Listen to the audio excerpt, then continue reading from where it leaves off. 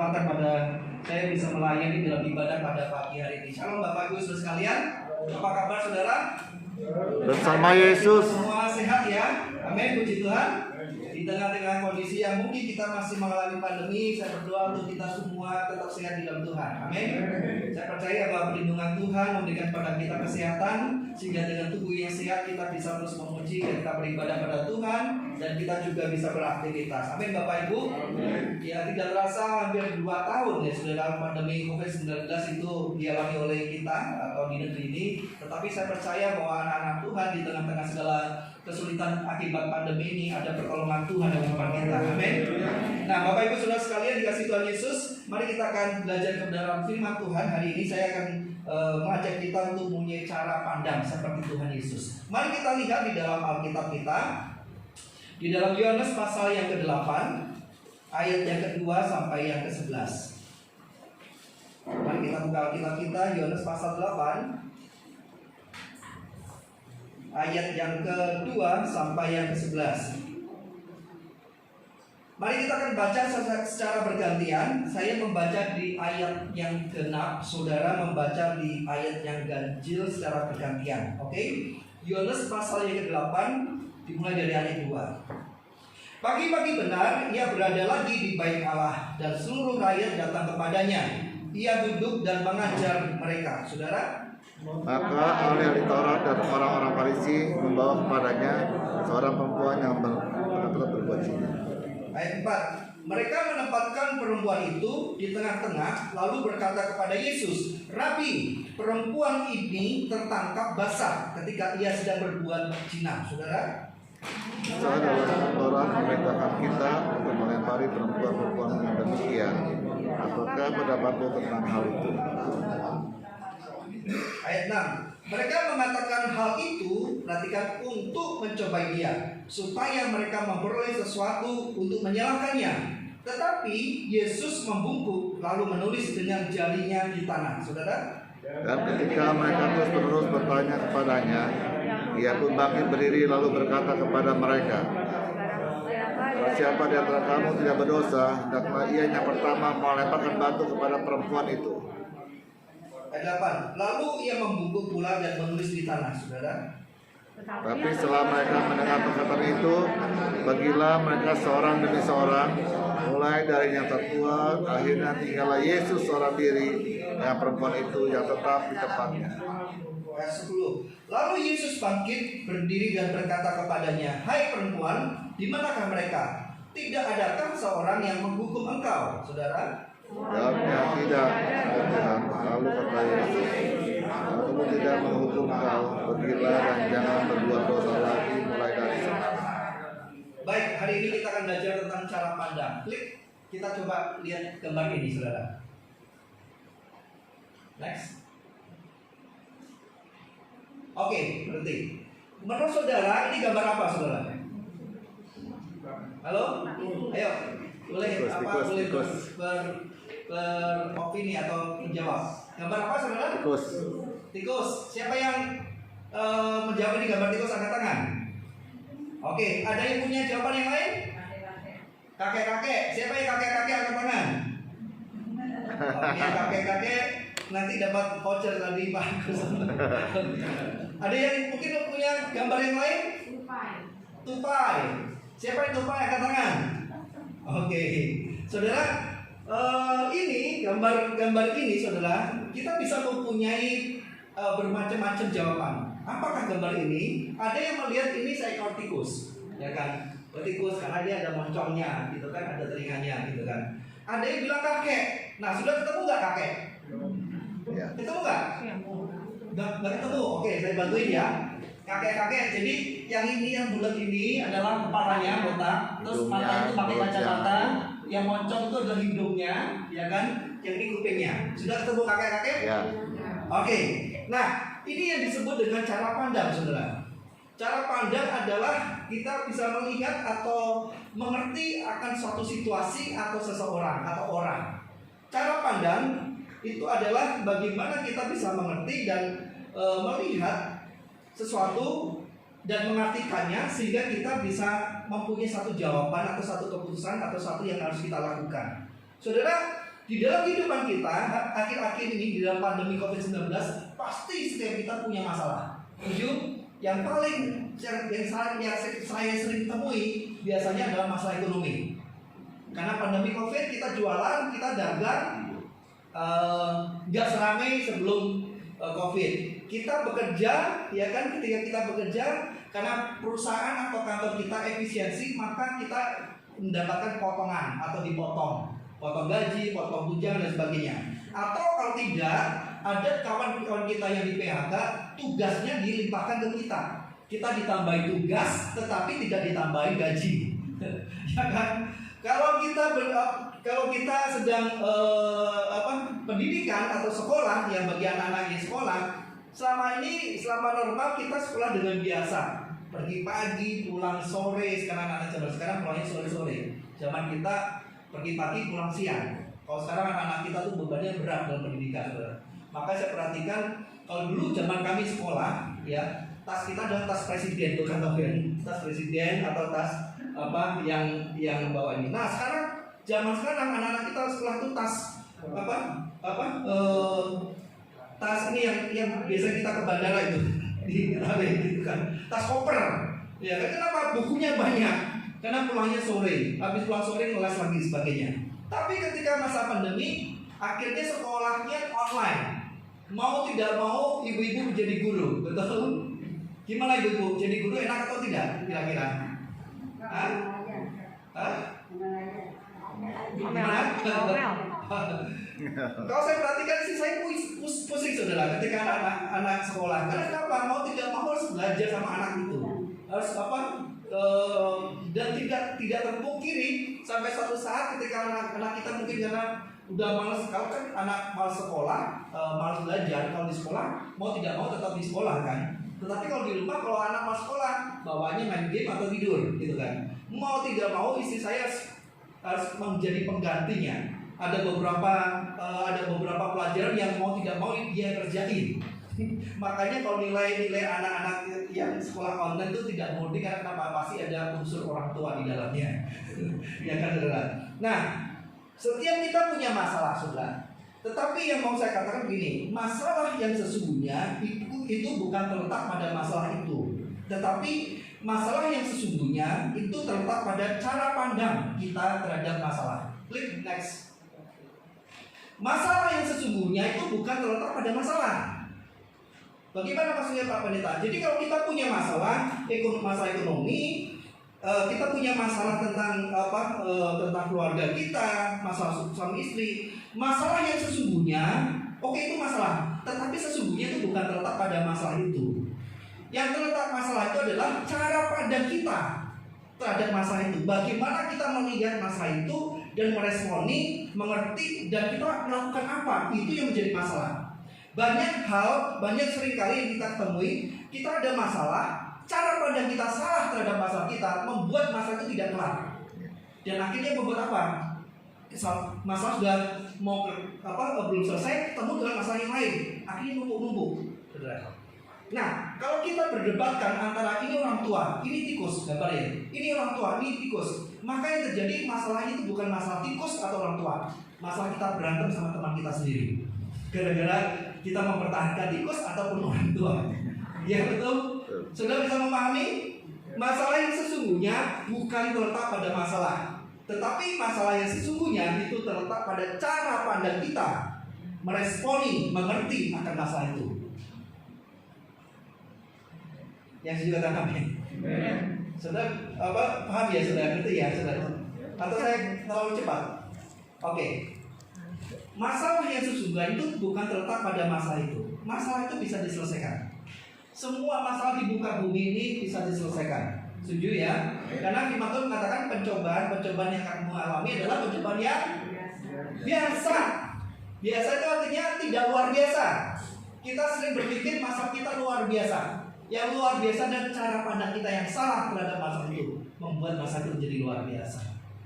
Nah, ketika kita memperdebatkan antara tikus dan orang tua, ya kan? Tikus sama orang tuanya santai-santai aja, gambarnya santai-santai aja.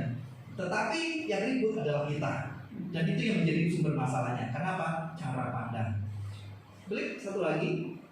Nah, saudara, seringkali kalau kita berhadapan dengan masalah, kita selalu melihat dengan sudut pandang yang berbeda-beda. Dan ini yang membuat akhirnya masalah itu tidak selesai, masalah itu tidak kelar. Tuhan menginginkan bahwa setiap di dalam kehidupan kita, kalau kita menghadapi masalah, maka kita bisa melihat dengan cara pandang seperti kacamata Tuhan, bukan cara kacamata kita. Nah, kalau saudara melihat gambar ini, saudara kan melihat bahwa orang melihat bahwa angka itu 9 karena dia posisi berada di sebelah kiri.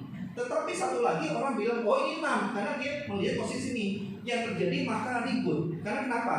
Satu melihat dari sudut pandang kanan, satu melihat dari sudut pandang kiri. Padahal angkanya itu sama, tidak berubah. Dan ini yang menjadi sumber masalah. Cara pandang kita terhadap masalah itu yang membuat itu menjadi sumber masalah. Nah, ini yang terjadi di dalam peristiwa yang kita baca pada hari ini. Ketika ahli Taurat dan orang Farisi membuat masalah. Tadi kan saya menekankan, ingat Yesus sedang untuk bercobai. Dia membuat masalah. Membuat masalahnya apa? Dia menangkap perempuan berzina, ya kan? Berzina dan diseret dihadapkan pada Yesus di tengah kerumunan banyak orang-orang ahli Taurat dan Farisi. Saudara, masalahnya adalah membuat masalah tentang perempuan ini. Tetapi mereka punya cara pandang. Cara pandangnya tidak menyelesaikan masalah perempuan zina ini, tetapi cara pandangnya orang ahli Taurat mau menjatuhkan Yesus. Perhatikan, ahli Taurat, orang Farisi tidak menyelesaikan masalah perempuan yang berzina, tetapi dia punya masalah kepada Tuhan Yesus. Cara pandangnya dia adalah untuk menjatuhkan Yesus, bukan untuk menyelesaikan masalah perempuan itu. Sudah, kalau sudah melihat bahwa perempuan yang berzina itu, dia tidak mungkin berzina sendirian. Betul kan? Orang kalau sendirian kan nggak berzina toh. Kalau perempuan itu punya laki, ya, yang bukan suaminya, nah itu baru namanya berzina. Dikatakan tertangkap, gitu kan. Nah, sekarang kenapa yang diseret cuma perempuannya, yang lakinya nggak diseret juga? Bukankah sama yang melakukannya, gitu kan? Nah, artinya ahli Taurat dan orang Farisi ini tidak fokus pada masalah menyelesaikan dosa atau kelakuan dari perempuan berzina dan mungkin lakinya, tetapi dia cuma punya cara pandang bagaimana dia menjatuhkan Yesus. Ini adalah yang menjadi sumber masalah. Maka kenapa itu sudah di Alkitab sudah membaca musuhnya Tuhan Yesus siapa? Siapa musuh Tuhan Yesus? Musuhnya Tuhan Yesus itu adalah ahli Taurat, orang Farisi, orang Saduki. Temannya Tuhan Yesus siapa? Temannya Tuhan Yesus orang-orang berdosa. Oh, saudara membaca tadi dikatakan, mana yang melimpahin kamu? Gak ada. Oke, aku juga gak melimpahin. Tapi Yesus tetap tidak membenarkan perbuatan wanita itu. Dia bilang, pergilah dan jangan berbuat dosa. Setelah itulah terjadi. Yesus itu sahabat bagi orang-orang berdosa, tetapi musuh bagi orang-orang yang merasa benar. Ahli Taurat, orang Farisi. Amin. Nah, siapa kita yang saat ini hadir di tempat ini? Ketika saudara datang dengan kerendahan hati saudara, Tuhan, aku orang yang berdosa, aku yang punya masalah, aku membutuhkan Tuhan. Itu menjadi sahabat Tuhan Yesus. Tetapi ketika engkau datang dengan kesombonganmu, duduk di dalam Tuhan, aku orang yang bersih, aku tidak berdosa, aku nggak pernah berbuat kesalahan. Itu yang menjadi musuhnya Yesus. Karena apa? Dia tidak punya hati yang rendah, dan itu sulit bagi Yesus untuk mengubah hidupnya. Tetapi orang yang rendah hati, yang merasa dirinya bersalah, orang merasa dirinya berdosa, itu yang lebih mudah menerima kasih karunia Tuhan, lebih mudah tersentuh dengan Tuhan. Maka sudah, kalau perhatikan, kalau kita puji Tuhan, nyanyi-nyanyi, gitu kan, penyembahan itu biasanya yang nangis keluar air mata itu orang-orang punya problem, punya masalah, merasa dirinya butuh Tuhan. Tetapi orang yang cuma begini doang, dia tidak akan menerima apapun dalam firman atau hadirat Tuhan. Karena kenapa? Merasa dirinya benar. Saudara, saya berdoa buat di tempat ini, apapun masalah kita, jangan sungkan dan jangan ragu datang kepada Tuhan. Karena Tuhan mencari orang-orang yang berdosa. Amin, saudara.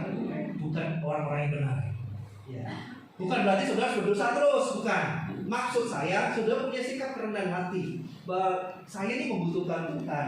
Saya butuh Tuhan dalam setiap kehidupan saya. Itu namanya kerendahan hati. Ya. Oke.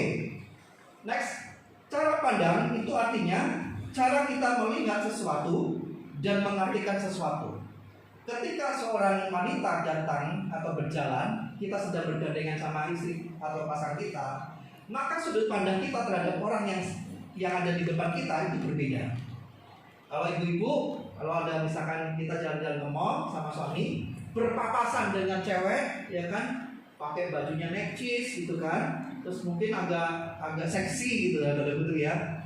Maka ibu-ibu akan melihat, akan menilai seperti pastor in style gitu kan. Topinya harganya berapa? Sudah tahu pastor in style? Gak tahu, puji Tuhan. Jadi tempat ini masih belum terkontaminasi. Itu ada situs namanya pastor in style. Pastor in style itu suka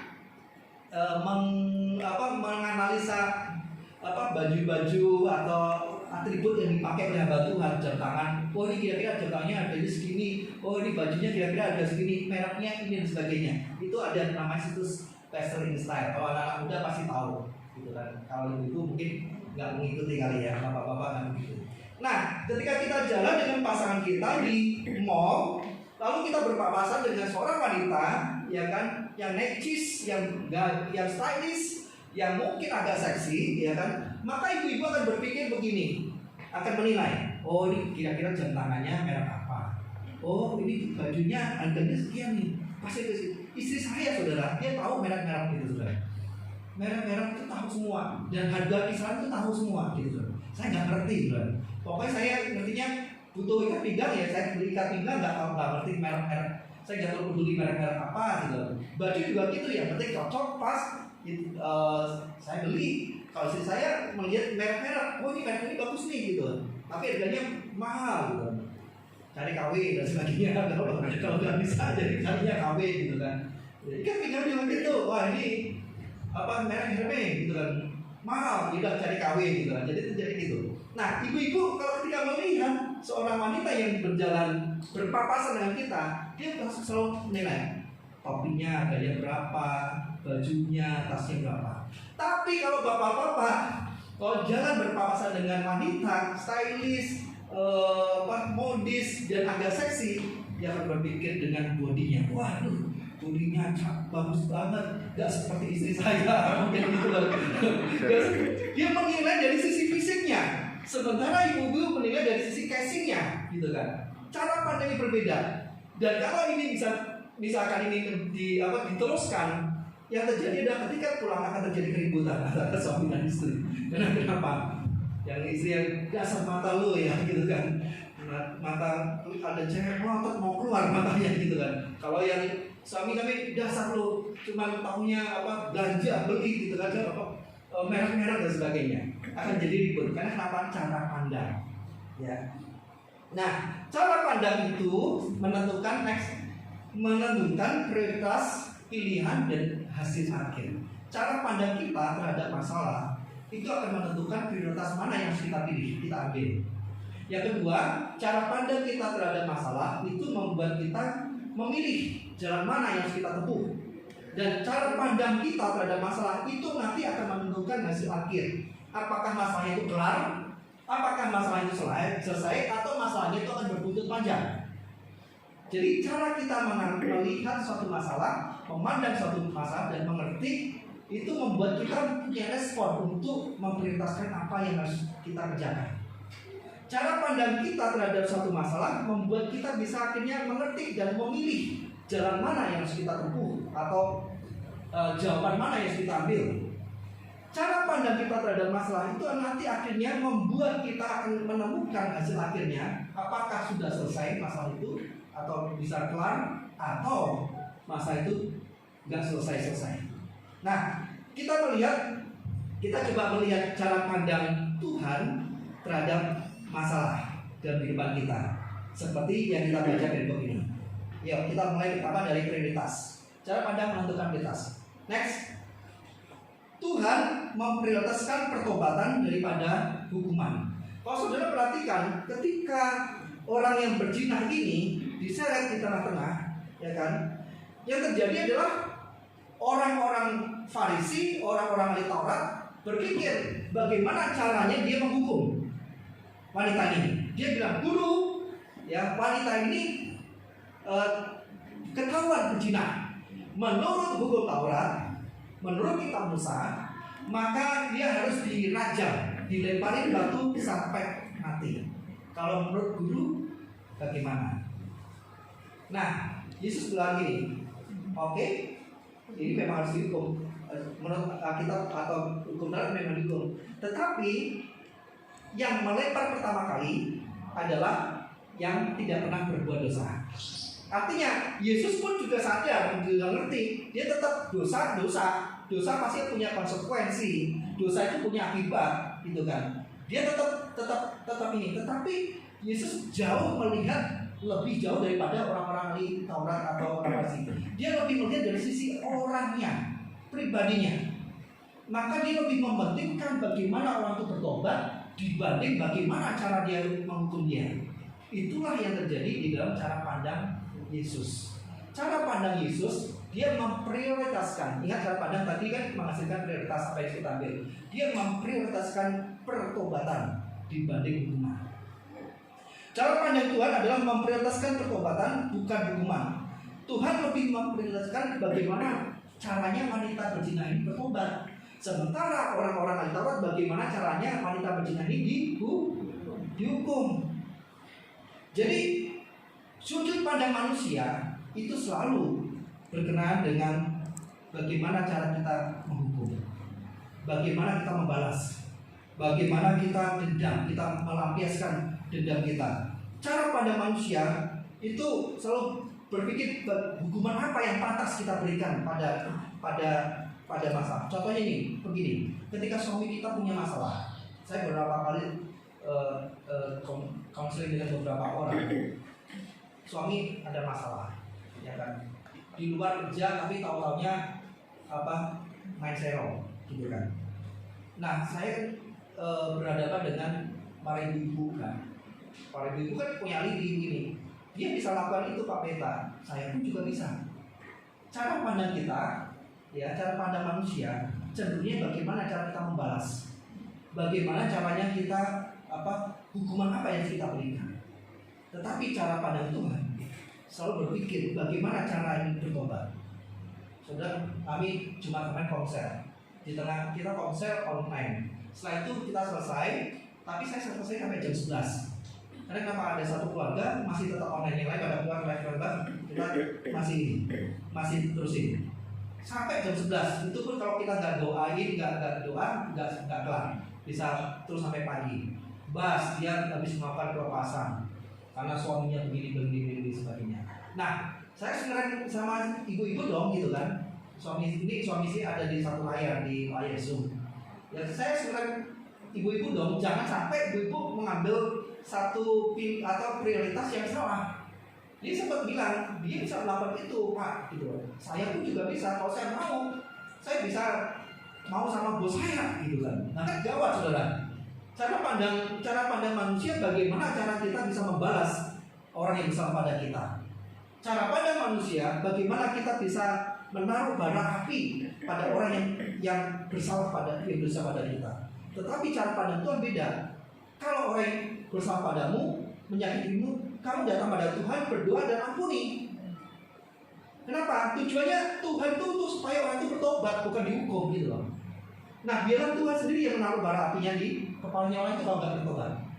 Nah, cara pandang orang Farisi, ahli Taurat terhadap wanita itu adalah cara pandang penghukuman. Bagaimana caranya dihukum? Nah, saudara, apa yang menjadi aplikasi di dalam kehidupan kita? Saudara, hari-hari ini saya nggak tahu apa yang menjadi masalah saudara. Kalau saudara punya masalah di dalam kehidupan keluarga saudara, apakah itu terhadap suami atau sebaliknya, mungkin itu istri. Ingat, cara pandang kita terhadap istri kita yang bermasalah atau suami kita yang bermasalah. Mari kita melihat seperti cara pandang Tuhan. Bagaimana caranya supaya pasangan kita bertobat, bukan bagaimana caranya pasangan kita hukum dia. Rasain loh, gitu kan. Bagaimana cara kita balas dendam? Lu selingkuh ya, gua juga bisa selingkuh. Gitu. Lo mainin gelapin gaji ya, maksudnya biasanya kalau suami kan gaji kan dikasih ke istri semua, betul kan ya? Kadang kita kan kalau ada bonus-bonus kan kita nggak kasih tahu istri, betul kan? Bapak-bapak, bener kan? Kalau biasanya kita dapat gaji kita kasih pada istri, tapi kalau dapat kepretan atau dapat terus kita nggak kasih tahu istri kan, buat jajan kita kan, betul kan bapak-bapak? Setuju kan? Ibu-ibu ya betul. Nah, mungkin kita malam itu ketahuan sama istri gitu kan, ketahuan sama istri ternyata kita mau duit nahing. Biasanya istri itu paling detail, dia tahu tempat di mana duit itu ada.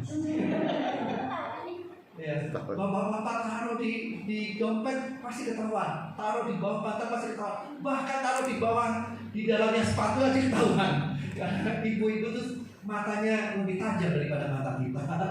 Itu kalau masalah uang ketahuan. Lu ya ambil main duit ya, emang lu cuma bisa jajan. Saya juga bisa jajan, beli baju yang bagus, merek tasnya ganti lagi, satu lemari penuh dengan tas, mulai tas kresek sampai tas itu, semua dengan tas semua. Kalau cara pandang kita dendam, cara pandang kita bagaimana menghukum orang itu atau yang bersalah pada kita, maka kita mempunyai cara pandang manusia, cara pandang orang Farisi. Bukankah seringkali kita mengalami itu? Anak-anak muda juga begitu. Kita lagi pacaran, ya kan? Pacar kita dekat sama orang lain, gitu kan? Maksudnya akan dengan orang lain. Kita mau balas supaya dia cemburu. Kita balas, kita juga dekat sama yang lain. Akhirnya yang terjadi bukannya pacaran tambah baik, akhirnya pacaran tambah rusak. Akhirnya putuslah tengah jalan. Cara pandang manusia seringkali kita meletakkan hubungan terhadap kesalahan orang lain. Tetapi cara pandang Tuhan, bagaimana orang itu bertobat. Saudara, saya mau kasih tahu ini. Tuhan benci dosa, tetapi Tuhan mengasihi orang-orang berdosa. Saya ulangi, Tuhan membenci dosa. Saudara mencuri, Tuhan itu benci dengan cara saudara mencuri. Saudara mencuri. Saudara korupsi, Tuhan benci saudara korupsi. Tetapi dia tidak pernah membenci saudara. Amin. Karena dia mengasihi orang-orang yang dosa. Makanya Tuhan datang ke dunia ini, jadi dalam diri Yesus Kristus untuk menyelamatkan orang-orang berdosa dan menghapus dosa. Yang diselamatkan dosanya atau orangnya? Halo? Yang diselamatkan orangnya, bukan dosanya. Dosanya tidak diselamatkan, dosanya dihapuskan, tetapi orangnya diselamatkan kalau kita menerima Yesus sebagai Tuhan dan Juru Selamat kita pribadi. Ini harus kita pahami. Cara pandang kita kalau misalkan terhadap masalah, kita harus melihat dengan cara pandang Tuhan, yaitu menginginkan pertobatan, bukan bagaimana cara dunia. Kalau anak-anak kita datang dengan rapor merah, bukan orang-orang tua, bukan bagaimana caranya kita menghukum dia, bukan caranya bagaimana kita harus pakai tongkat kita pukul anak kita itu. Tetapi bagaimana caranya supaya anak kita bisa punya waktu ngajarin atau kalau enggak ngelesin atau bagaimana supaya nilainya naik lagi, bukan mana? Bukankah begitu, saudara? Seringkali kita orang tua emosi, udah bayar uang sekolahnya mahal, ya kan? Anaknya rapornya merah, kita ini hajar aja. Kalau saudara hajar, yang terjadi anak itu akan sakit hati pada saudara. Kalau anak saudara sakit hati, maka dia punya hubungan yang tidak bagus dengan kita. Kalau hubungan tidak bagus dengan kita, nanti dewasa akan dibawa dalam kehidupannya.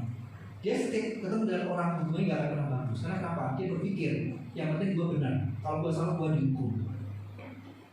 Cara pandang kita itu yang menentukan masa itu atau tidak. Kalau cara pandang kita salah, maka yang terjadi bukannya selesai, tetapi masa akan berlanjut. Nah, Yesus punya cara pandang yang tidak pernah berbuat dosa. Harus dia pertama kali. Akhirnya semua pada lepas semua. Lalu Yesus tanya, mana yang lain? Kok nggak hukum kamu? Oh nggak ada Tuhan, mereka udah pergi. Oke, kalau begitu aku juga tidak menghukum kamu. Yesus tidak mau. Karena itu pergilah, pulanglah dan jangan berbuat dosa lagi. Wanita itu pulang dengan kemenangan. Oh ternyata ada orang yang tidak menghukum aku. Aku menyesal. Sejak saat itu mungkin dia udah nggak berzina. membuat orang itu bertobat. Sementara orang Farisi membuat orang itu terbunuh. Cara pandang kita adalah cara pandang memprioritaskan pertobatan daripada Tuhan. Lukas 15 ayat 7 dikatakan, Aku berkata kepadamu, demikian juga akan ada sukacita di surga karena satu orang berdosa yang bertobat, lebih daripada sukacita karena perhatikan 99 orang benar yang tidak memerlukan pertobatan. Lukas 15 ayat 7. Saya ulangi. Aku berkata kepadamu, Yesus berkata kepada kita, demikian juga akan ada sukacita di surga karena satu orang berdosa yang bertobat, lebih daripada sukacita karena 99 orang benar yang tidak memerlukan pertobatan. Jadi satu orang bertobat itu lebih berharga di hadapan Tuhan dibanding 99 orang yang merasa dirinya benar dan tidak memerlukan pertobatan. Amin, saudara. Wanita ini satu orang berdosa, dikelilingi oleh orang-orang Farisi, orang-orang ahli Taurat yang merasa dirinya benar. Bagi Tuhan, satu orang wanita ini bertobat, surga bersorak-sorai lebih berharga dibanding orang-orang yang mengelilingi wanita pezina yang merasa dirinya benar dan tidak memerlukan pertobatan. Mari, apapun yang menjadi masalah saudara, prioritaskan ya pertobatan, bukan perlindungan. Kalau saudara punya suami yang sudah bermasalah, prioritaskan bagaimana suami saudara bisa bertobat. Bawa dia ke gereja, datang pada hamba Tuhan, bawa pada gembala untuk bisa didoakan, dikonseling dan sebagainya. Kalau misalkan istri saudara punya masalah, bawa ke hadapan Tuhan, bawa ke gereja, bawa ke konser, bawa pada ibu gembala. Bagaimana supaya didoakan, supaya istri saudara bertobat. Bukan bagaimana caranya untuk berpisah, bukan bagaimana cara untuk kita menceraikan mereka. Ingat, ibu-ibu, bapak-bapak, di dalam kehidupan rumah tangga tidak boleh ada kata satu yang haram. Ini haram ya, kata cerai. Di dalam kehidupan kita, keluarga kita, ada satu kata yang tidak boleh diucapkan dan itu menjadi haram. Kalau saudara kita haram kan makan ya, makanan yang sapi berkaki kaki pendek, sapi kaki pendek itu haram bagi mereka. Kalau kita satu kata yang haram, itu adalah cerai. Karena kata-kata cerai yang keluar dari mulut kita itu akan dipakai iblis untuk menghajar kita atau untuk merusak rumah tangga kita. Karena itu semarah-marahnya saudara, kalau saudara doa pada Tuhan supaya saudara punya cara pandang Tuhan. Jangan sampai saudara karena marah saudara mengucapkan kata-kata yang tidak direstui Tuhan. Amin, saudara. Satu orang bertobat itu lebih berharga daripada 99 orang yang benar tidak memerlukan pertobatan. Yang kedua, pertama kan cara pandang menentukan prioritas. Jadi prioritasnya Tuhan itu bertobat, bukan dihukum. Jadi kalau saudara saat ini gagal, jatuh, ingat Tuhan itu pengen saudara bertobat, bukan pengen caranya untuk menghukum. Jadi datang pada Tuhan anytime, setiap waktu. Kalau saudara lagi kepencok ngomong sama orang yang nggak bagus, saudara langsung bertobat, datang pada Tuhan. Tuhan akan ngampuni saudara. Dibanding saudara merasa gitu dong, aduh kamu udah ngomongnya nggak bagus ya, nggak benar. Yaudah kalau gitu salah, nggak usah kayak lagi, nggak usah sekali lagi. Salah. Tuhan tidak pernah tujuan Tuhan itu tidak menghukum saudara, tapi tujuan Tuhan itu kita bertobat. Yang kedua, tadi prioritas. Yang kedua memilih. Tuhan memilih mengasihi daripada menghakimi. Nah, ini adalah cara pandang Tuhan. Dia lebih bagaimana dia bisa mengasihi orang berdosa dibanding ahli Taurat yang menghakimi. Ini versi raja. Nah, saudara, Tuhan memilih mengasihi daripada menghakimi. Sudut pandang manusia itu selalu melihat hitam dan putih. Betul kan? Kalau kita ketemu sama orang, kita taunya cuma benar atau salah. Bahkan banyak sekali kita ingin cari kesalahan orang. Ya kan? Gua pernah ditegur nih sama seseorang, saya cari salahnya dia. Kita selalu menilai seseorang itu berdasarkan baik dan buruknya. Selalu menilai seseorang itu berdasarkan benar atau salah. Nah, sudah saya mau katakan, melihat seseorang dari salah dan benar ini adalah cara pandang perjanjian lama. Ahli-ahli Taurat itu dia ahli dalam hukum Taurat perjanjian lama. Di perjanjian lama cuma ada dua kata, benar atau salah. Jangan membunuh. Kalau saudara membunuh, saudara akan dihukum. Kalau saudara nggak membunuh, saudara dapat pahala. Jangan mencuri, ya kan? Kalau sudah mencuri akan dipotong, hukum Taurat itu potong tangannya. Kalau nggak mencuri, sudah tangannya lengkap. Jangan berzina. Kalau sudah berzina, maka dirajam sampai mati. Kalau sudah nggak berzina, sudah nggak dirajam. Jadi hukum Taurat itu selalu melihat itu baik dan buruk, benar atau salah, hitam atau putih. Tetapi kalau cara pandang Tuhan itu terletak pada mengasihi. Makanya kita hidup bukan di dalam perjanjian lama, bukan di dalam area atau zaman perjanjian lama. Kalau di dalam perjanjian lama, orang Israel menyembah berhala, dihukum sama Tuhan. Ya kan? Israel kalah, dijajah sama bangsa lain. Tetapi kalau Israel menyembah Tuhan, setia sama Tuhan, dia diberkati. Rajanya tetap. Ketika orang Israel bersyukur-syukur di padang pasir, dihukum Tuhan. Tetapi kalau Israel bisa bersyukur, dia bisa kalahin bangsa Amalek dan sebagainya. Di dalam perjanjian lama cuma mengenal kata menghakimi. Kamu benar atau salah, itu perjanjian lama. Maka ahli Taurat dia selalu memakai kata-kata perjanjian lama. Dia bilang ini, guru, menurut hukum Taurat, ya perhatikan, menurut hukum Taurat, menurut hukum perjanjian lama, dia harus dipukin anak perempuan ini. Tetapi Yesus membawa hukum yang lebih tinggi, yaitu hukum kasih, hukum karunia. Maka dikatakan, oke, kalau gitu silahkan yang pertama yang tidak pernah berbuat dosa, timbuk yang pertama kali. Dan akhirnya mereka berganti timbuk. Yesus menunjukkan kasih. Aku pun juga tidak melakukannya. Karena itu pergilah dan jangan berbuat dosa lagi. Sudah perhatikan, hukum yang paling utama dan utama di seluruh Alkitab Tuhan sudah rampungkan. Yaitu apa saudara? Kasih. Kalimat kata-kata kasih. Kasihilah Tuhan Allahmu dengan segenap hatimu. Ya, yang kedua, hukum yang kedua dan sama dengan itu adalah kasihilah sesamamu. Hukumnya bukan hakimi, tapi kasihlah. Maka ketika kasihlah Tuhan Allahmu, kasihlah sesamamu, bukan hakimi Tuhanmu, hakimi sesamamu. Amin saudara? Karena Tuhan sudah membuat satu hukum yang lebih tinggi, yang mengakomodir perjanjian lama, yaitu hukum kasih.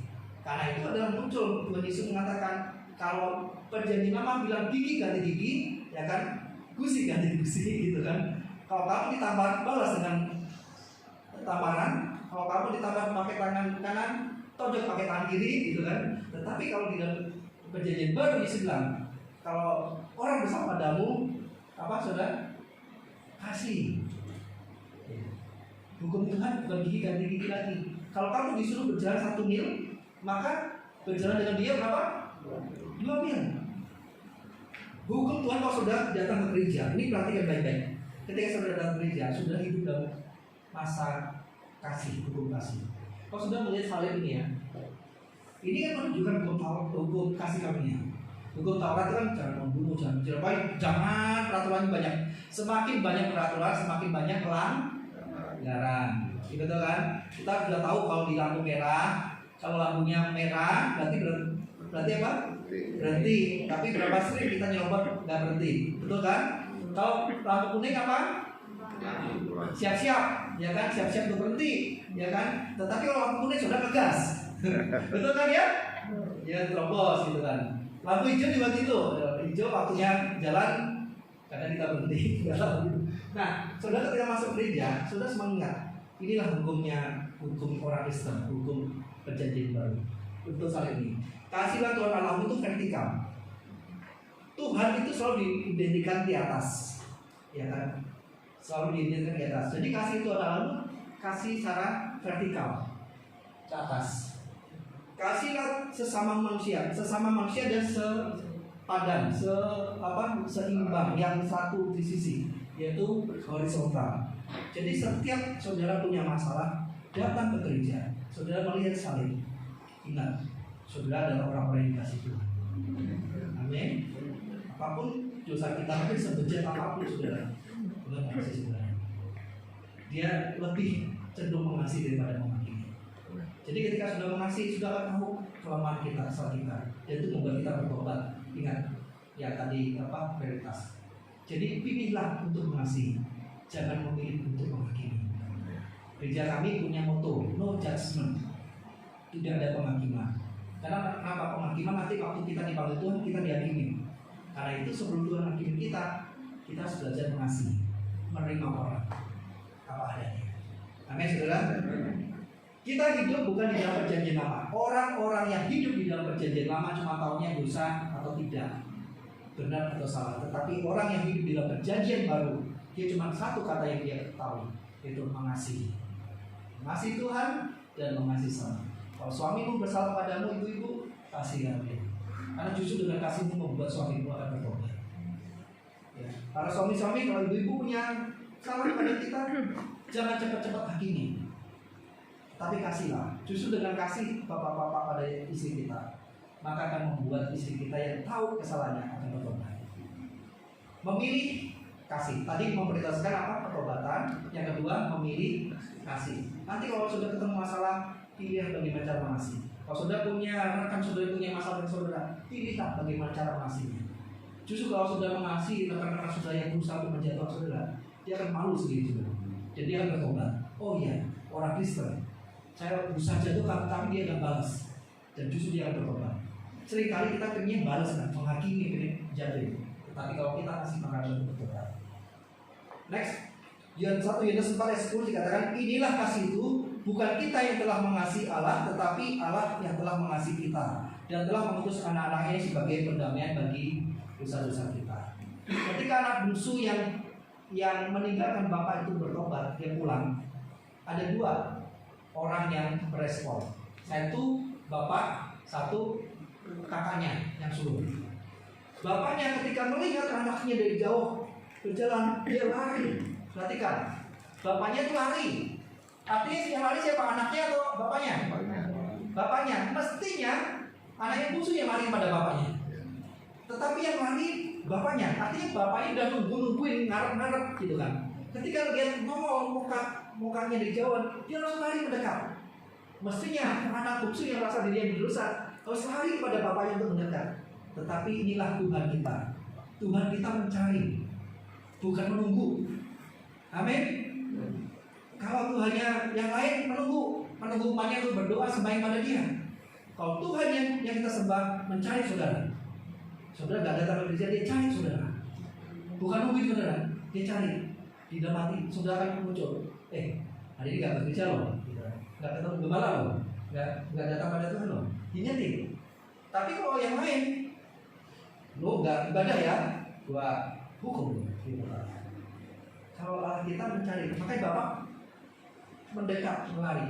Jadi makanya keselamatan bagi orang Kristen itu bukan karena kita punya kemampuan atau karena gagah kita atau kita punya usaha kita, tetapi karena kasih karunia. Oleh karena kasih karunia kamu diselamatkan oleh apa? Iman. Itu bukan hasil usahamu, tetapi pemberian Tuhan. Jadi cara Tuhan itu datang pada kita. Anak bungsu datang, bapak langsung merangkul. Dia bilang, anakku yang hilang sudah kembali, anakku yang mati sudah kembali. Menerima. Tetapi anak sulung punya cara pandang yang berbeda.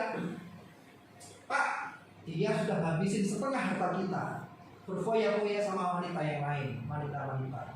Sementara aku di sini kerja keras, tapi 1 ekor lembu pun gak dikasih buat apa? Gak aku dapatkan untuk pesta sama temanku. Bapak bilang, apa yang kumiliki milikmu. Kalau kamu mau pesta, pesta aja.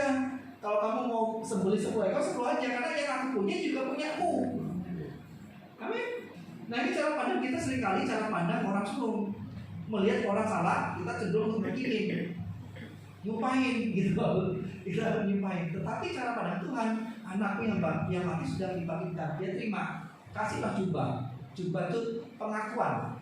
Ya kan, orang zaman dulu pakai jubah kan dipakaikan kan, dirangkul, memakai cara dirangkul, dekat, lalu diberikan cincin. Cincin itu tanda otoritas. Ya, jadi kalau kerajaan-kerajaan kalau dulu untuk stempel materai itu pakai cincin. Ya, otoritas. Ini anakku. Lagi. Cara Tuhan memilih mengasihi terakhir. Ya, tadi cara pandang kita menentukan prioritas. Prioritasnya Tuhan adalah apa? Saudara mengasihi. Memilih mengasihi, memprioritaskan Pertobatan. Oke. Yang ketiga, Tuhan memperhatikan hasil akhir, yaitu kehidupan daripada kebinasaan. Nah, yang terpenting bagi Tuhan adalah bagaimana orang itu hidup, bukan orang itu binasa. Bagaimana masalah itu membuat kita mengenal Tuhan, bertumbuh di dalam Tuhan, bukan masalah itu membuat kita jauh daripada Tuhan. Ini yang menjadi cara pandang Tuhan. Karena itu cara pandang kita terhadap masalah adalah bagaimana kita menyelesaikannya, bukan siapa yang kita salahkan, siapa yang kita tuduh salah, siapa yang kita hukum, siapa yang kita hakimi. Cara pandang Tuhan, kalau kita debat masalah, responi dengan benar bahwa Tuhan memberikan atau mengizinkan masalah terjadi dalam kehidupan kita supaya kita bertumbuh di hadapan Tuhan, supaya saudara kalau misalkan saudara ada kesalahan, saudara bertobat mengasihi Tuhan, bukan sebaliknya saudara cari kambing hitam siapa yang mau disalahkan. Tuhan, aku sudah ke gereja setiap minggu, aku sudah berpuluhan, sudah melayani, tapi kok masalah? Ya udah kalau gitu Tuhan sudah nggak suka sama saya nggak usah ke gereja. Nah, itu bukan cara pandang yang salah. Cara pandang siapa yang disalahkan. Tapi cara pandang Tuhan ketika kita ada masalah, saudara harus punya respon. Datang pada Tuhan, Tuhan aku ada masalah nih, tolong kasih hikmat. Bagaimana aku bisa menyelesaikan atau menjalani ini? Bukan ngambek sama Tuhan. Udah, gak usah bekerja lagi lah. Udah, gak usah konsen lagi lah. Udah, gak usah berpulang lagi lah dan sebagainya. Cara pandang Tuhan itu selalu memperhatikan hasil akhir. Akhirnya adalah kehidupan, bukan kebinasaan. Saudara dikasih masalah itu bukan untuk menjatuhkan saudara. Ingat, Ayub itu mengalami dua, dicobai oleh iblis, diuji oleh Tuhan. Ketika iblis datang pada Tuhan, Tuhan bilang, kamu lihat nggak Ayub, anakku, orang yang saleh? Oh iya aku lihat, karena dia dilindungi Tuhan. Coba Tuhan buka lindungnya, nanti saya akan cobain dia, pasti dia akan menyupai Tuhan. Oke, Tuhan buka. Nah, ini ada dua nih. Satu, iblis mencobai supaya tujuannya apa? Supaya Ayub jatuh. Tetapi Tuhan memberikan ujian. Oke, buka, diuji supaya Ayub semakin kuat, semakin bertumbuh. Ketika anaknya habis, hartanya habis, disisakan istrinya yang bawel, tubuhnya yang kena lepra atau kena kusta gitu kan. Tetapi terjadi Ayub tetap bertahan setia sama Tuhan. Akhirnya Tuhan pulihkan. Dikatakan dipulihkan berkali-kali lipat. Ternaknya ditambah lebih banyak. Ujian daripada Tuhan ya selalu membawa berkat. Masalah atau cobaan dari iblis itu tujuannya untuk menjatuhkan. Karena itu saudara-saudara kalau ada punya masalah ya, saudara melihat dengan kacamata Tuhan supaya saudara melihat masalah itu sebagai ujian, bukan percobaan. Ketika saudara dicobai ada masalah, bukan berarti saudara mundur daripada Tuhan. Kalau saudara mundur daripada Tuhan maka kita gak dapat apa-apa. Tapi kalau kita tetap setia, Tuhan akan kalikan 2 kali lipat. Jadi kalau ini masalah saya, ya saya melihat ibu, ya, saudara jangan melihat masalah ini, tapi siapa yang dibalik, apa yang dibalik masalah itu. Karena kalau kita cuma fokus pada masalah ini, ya, sudah akan terjadi, saudara akan dicobai, saudara akan bersungguh-sungguh, aduh masalah, aduh gak punya duit, aduh ekonomi susah, aduh suami gak balik-balik gitu. Tetapi saudara harus melihat, kenapa kita mendapatkan cobaan atau masalah ini, supaya kita melihat hasil akhirnya. Tuhan akan pulihkan, Tuhan akan berkati dalam kehidupan kita. Nanti di akhir ini saya akan kasih lihat bagaimana cara pandang kita sesungguhnya. Next, Yohanes 10:10. Pencuri datang hanya untuk mencuri, membunuh, dan membinasakan. Aku datang supaya mereka mempunyai hidup dan mempunyai dalam segala kelimpahan. Tuhan menginginkan kita punya hidup dan kelimpahan, bukan membinasakan. Hasil akhir daripada cara pandang menurut kacamata Tuhan selalu berkat. Saudara, uang itu bisa menjadi cobaan buat saudara, dan itu bisa menjadi ujian buat saudara. Cobaan artinya bagaimana saudara menghabiskan uang, memfoya-foyakan uang, ataukah dengan uang ini sudah terlena akhirnya lupa Tuhan, atau menjadi satu ujian. Saudara bisa menggunakan uang itu untuk memuliakan nama Tuhan sehingga Tuhan akan menambahkan berkatnya lagi dalam hidup saudara. Ingat hukum Faraon, saluran ya. Kalau Tuhan kasih berkat air, ya, Faraonnya macet, maka air itu akan mental kembali. keluar lagi. Tetapi kalau terbuka, air itu akan mengalir dan saudara akan menemukan air-air yang baru. Air-air baru, bukan air-air yang lama. Ini cara kita, mindset kita terhadap berkat Tuhan. Kalau berkat Tuhan sudah kekep, saudara kantongin sendiri, saudara bekap sendiri, saudara habiskan foya-foya untuk keinginan kita sendiri, maka itu akan macet. Itu akan susah untuk dapatkan berkat lagi. Tapi ketika kita diberkati, memberkati orang lain, maka Tuhan akan salurkan berkat yang baru. Berkat-berkat yang baru. Nah, berkat-berkat baru itu yang sudah yang mungkin bisa lebih daripada yang sudah terima sebelumnya. Nah, ini yang terjadi dalam kehidupan kita di dalam masa-masa pandemi ini. Pak pendeta saudara itu banyak memberkati. Saya juga termasuk yang dapatkan berkat juga. Nyatanya, apakah beliau macet berkatnya? Enggak kan? Tambah aja berkatnya ada aja. Coba kalau kita kekepin terus, kita ini hebat Pak Pendeta gitu kan. Masa-masa paceklik hemat. Justru sudah ketika saudara berhemat, sudah tambah kehilangan. Hemat ini bukan hemat ya, pelit ya maksudnya. Hemat memang harus hemat, gak boleh koya-koya. Maksudnya kita tetap punya manajemen keuangan kan. Nah tapi kalau misalkan kita cuma tetap aja buat sendiri, maka sulit Tuhan kasih yang baru lagi dan baru. Amin saudara. Nah cara pandang kita seringkali menentukan bagaimana hasil kita. Saudara, kemarin saya ke toko kacamata Pak.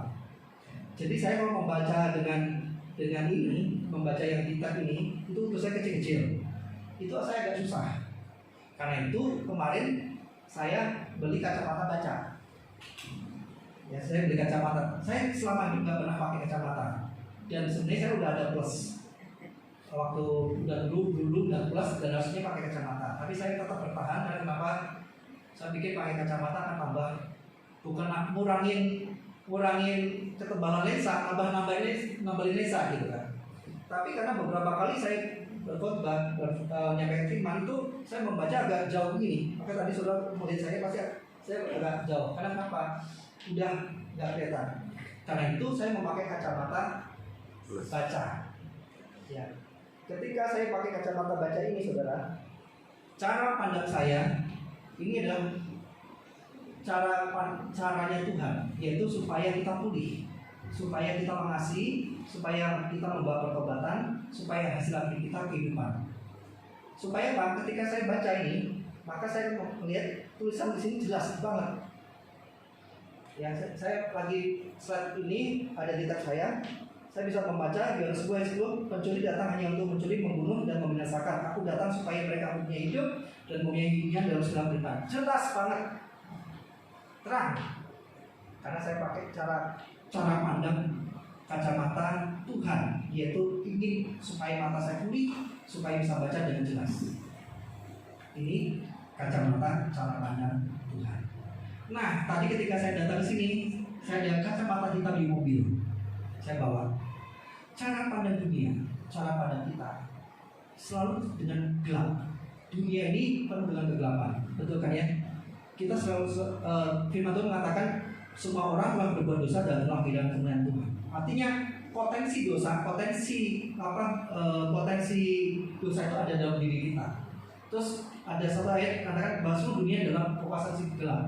Cara pandang kita seringkali cara pandang perjanjian lama, cara pandang bagaimana menghakimi, cara pandang hukum. Jadi gelap. Kalau saya membaca dengan kacamata gelap, yang saya lihat semuanya gelap. Ya kan? Ini kan jadi dagelan juga kan, jadi komedi. Kok gelap ya gitu kan? Padahal pakai kacamata gelap. Kalau saya pakai kacamata pandang manusia, cara pandang dunia, yang gelap, maka yang terjadi adalah hasil akhirnya saya melihat saudara, saya melihat yang saya baca ini gelap. Karena itu cara pandang kita menentukan masa kita gelap atau tidaknya. Saudara mau pilih pakai cara pandang kacamata Tuhan yang membuat mengasihi, yang membuat pertobatan, yang memberikan kehidupan, yang membawa pemulihan, atau cara pandang dunia atau cara pandang cara pandang kita yang cenderung menghakimi, menghukum, dan justru bagaimana cara membinasakan. Ini adalah pilihan terletak pada kita. Jadi saudara kalau menghadapi masalah, pakai kacamata siapa? Kacamata Tuhan atau kacamata kekuatan kita? Kalau pakai kacamata Tuhan akan dibuat terang masalah saudara. Tapi kalau pakai kacamata dunia, kepintaran kita, kemampuan kita, yang terjadi pasti akan dilakukan terus. Next, saya akhiri dengan satu cara pandang helikopter atau cara pandang manusia. Ini manusia, lion atau singa itu adalah masalah, dan emas itu adalah berkat. Seringkali kita ketika berhadapan dengan masalah, kita lebih cenderung ke melihat lionnya atau ancamannya. Waduh, lagi susah nih, lagi macam ini. Itu adalah cara pandang horizontal. Ketika saya berada di bawah ini, saudara, sorry, saya duduk ya. Saya melihat ibu, saya nggak melihat ibu yang berwarna, yang pakai baju warna merah. Karena kenapa? Tertutup oleh ibu yang di depan saya. Apalagi yang di ibu yang kan yang di belakang. Kenapa? Cara pandang saya horizontal. Ya, cara pandang saya horizontal. Saya pengen melihat ibu yang anak remaja yang warna kuning di belakang. Tapi karena saya cara pandang horizontal, saya nggak melihat karena saya lihat pas di depan saya. Ini cara pandang kita manusia horizontal. Karena itu ketika kita punya masalah, kita harus bawa masalah kita ke tinggi. Kita harus mendekatkan diri pada Allah yang maha tinggi. Allah kan digambarkan di atas. Kita harus mendekat sama Tuhan. Kalau ada masalah harus mendekat dengan Tuhan. Ketika saya semakin tinggi, saya bisa melihat anak remaja yang warna kuning. Saya bisa melihat ibu, tapi saya bisa melihat tembus jauh ke area kuning. Karena kenapa? Saya semakin tinggi. Ketika kita punya masalah, saudara harus bawa kepada Allah yang maha tinggi, datang pada Tuhan yang maha tinggi. Next, nah itu ya. Ketika kita punya masalah, sudah naik, bukan turun, atau sudah paksain. Sudah ibu pikir gitu, bukan. Justru saudara harus naik. Kalau saudara bisa naik, saudara akan melihat di balik ibu yang ada di depan itu ada anak remaja cantik yang pakai baju kuning. Gitu. Ya gitu. Kalau kita punya masalah, punya problem, bawa pada Tuhan, naik pada Tuhan. Ketika sudah naik pada Tuhan, saudara pakai kacamata ini jadinya jelas, saudara bisa melihat jauh melampaui masalah saudara. Dan saudara tidak akan terlalu berkutat fokus pada ibu yang di depan saudara. Saudara akan bisa melihat, oh ada berkat. Karena itu saya jalan menghadapi ibu yang sakit, tapi saya bisa ketemu dengan berkat. Itu namanya cara pandang vertikal atau cara pandang helikopter. Jadi ketika saudara hari ini apapun jadi masalah saudara, datang kepada Tuhan. Supaya saudara punya prioritas bagaimana untuk bertobat, prioritas bagaimana mengasihi, dan bagaimana membawa pada kehidupan. Apapun problem saudara, miliki cara pandang Tuhan. Tuhan Yesus memberkati. Mari kita tundukkan kepala kita, saya undang untuk